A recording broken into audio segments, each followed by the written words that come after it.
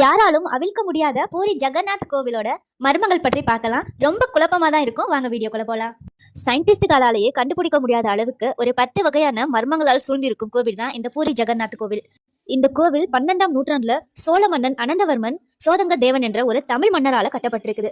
தமிழ் மன்னர்கள் பல வித்தியாசமான கட்டிடக்கலைகள் எல்லாம் பயன்படுத்தி பல இடங்கள்ல கோவில்களை கட்டியிருக்காங்க. ஆனா இந்த கோவிலை ஏன் ஒடிஷாவில கட்டியிருக்காங்கன்றது கொஞ்சம் யோசிக்க வேண்டிய விஷயமா தான் இருக்குது.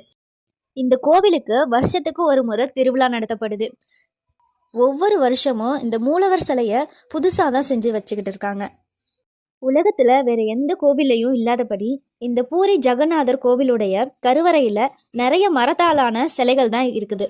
உலகத்திலேயே இது மாதிரி ஒரு அமைப்பு வேற எந்த கோவிலும் இல்லைன்னு தான் சொல்லணும். அதுவும் இல்லாம இந்த மூலவர் சிலை முழுசா செய்யப்படல.